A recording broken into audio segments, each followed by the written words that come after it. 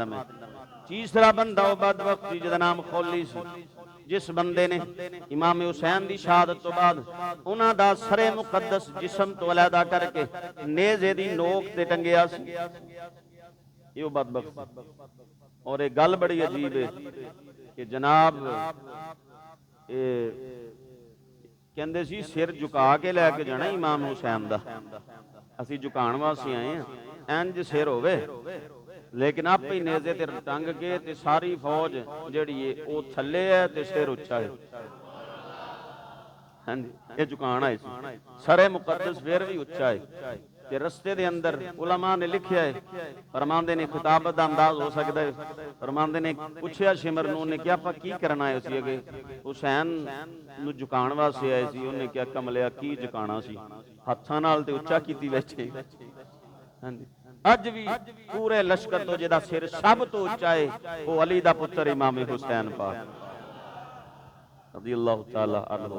अर्ज़ करने खौली नूं जदों पता चलिया ये बदबख्त ने सिर जिसने कटिया सी, सरे मुकद्दस जुदा कीता सी, ये ओ बदबख्त जदों जनाब इसनूं पता चलिया हुक्म जारी हो गया है, ओ बंदे जिहड़े किसी भी तरीके दे नाल इमाम हुसैन दे कातलीन दे अंदर शामिल ने, या जिसने फौज दे अंदर शमूलियत की है, या जिसने जिस अंदाज दे नाल भी उन्हां नूं सज़ा वास्ते जनाब जगह जगह ते तलाशियां ले निकल गया कूफे दे अंदरों।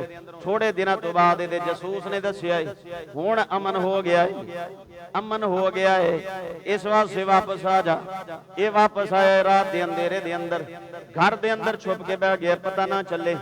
ते जसूस ते फिर लोगों दे हुंदे ही ने, उधरों मुख्तार सकवी दे जसूस ने इतला दे दी घर आ गया है, फौज दरवाजे ते पहुंच गई है, दरवाजे ते फौज पहुंची खड़ी है, इस नूं जनाब पकड़न वास्ते जदों फौज आई है, इन्हें अपनी बीवी नूं आखिया, उलमा लिखे किसी चीज दी ओठ दे पिछे बैठ गया है, छुप के बैठ गया, कहंदा है अपनी बीवी नूं आखदा है, कहन लगा जदों तेरे कोल पुछिया जावे मेरे बारे दे अंदर दसी ना, तू आखी उदों दा फरार हाले तक नहीं आया।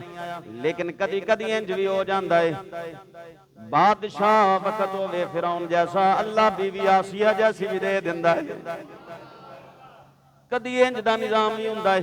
ओ जिहड़ी बीबी सी वो कहंदी है, वो दरवाजे ते गई है, ये जनाब बाज़ उलमा ने लिखे कि टोकरा सी बड़ा सारा, उहदी ओट दे अंदर छुप के बह गया है, कहंदा दसी ना मैं घर आ गया है। दरवाजे ते पहुंचे, सिपाही जड़े ने दरवाजे ते उन्हें आखिया खौली किथे, जुबान चो कहन लगी मैनू नहीं पता, पता नहीं बड़े दिन हो गए ने, बड़े दिन हो गए ने, दोबारा घर नहीं आया। ते इशारे नाल कहंदी है ओ लुकिया पिया ही, हाँ जी, इशारे ना आख दिया ओ छुपिया पिया ही, कि उंज कहंदी है मैनू खबर कोई नहीं किथे। उन्होंने पकड़िया है, पकड़ के ले आंदा है, उसने जनाब उसने उस दे घर रहंदियां होया भी हुजूर दी आल नाल वफा कर छड़ी, सरकारे दो आलम सल्लल्लाहु अलैहि वसल्लम दी आल दे नाल वफा की इस हालत दे अंदर भी। तो बात अर्ज कर रहे सी, पकड़िया पकड़ के ले आंदा, उसने आख्या ऐलान करो ओ बदबख्त जिहड़ा इमाम हुसैन दा सरे मुकद्दस लै के आया सी, पकड़िया गया है।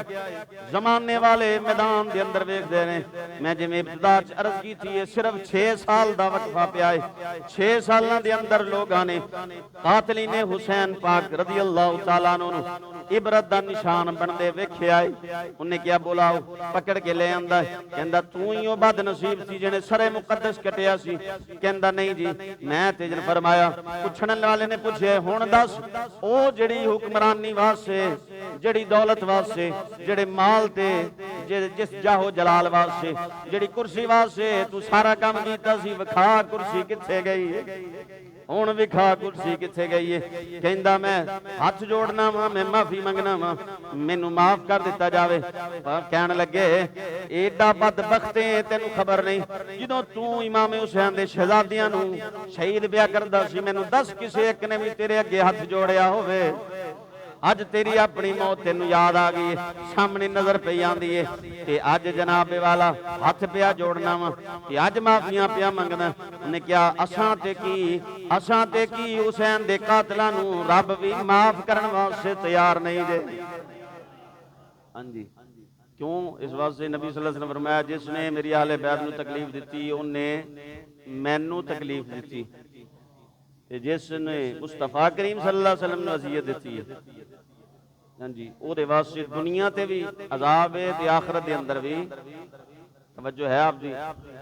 उसने कहा इसनूं जख्म लगाए जान, जख्म लगाए जगह जगह ते। उन्हें कहा तेरी वजह तो, तेरे इम्मा ते और तेरे कहण ते, जिथे तू एक दस्ते दा बड़ा सरपंच बनया सी, सिपा सलार बनया सी, तेरे कहण ते इमाम हुसैन ते तीरां दी बारिश हुंदी रही है। ते तैनूं याद है कितने जख्म लगे सी? हाँ जी, फरमाया दे जिस्म ते, मुख्तार सकवी आखिया दे जिस्म ते जख्म लगाओ। पूरा जिस्म जख्म दे नाल जदों पुर हो गया ते जमीन ते गिर रहा, हुण तड़प रहा है। उसने आख्या इसे चौंक दे अंदर अग जलाई जाए। अग जला के उस चौंक दे अंदर उस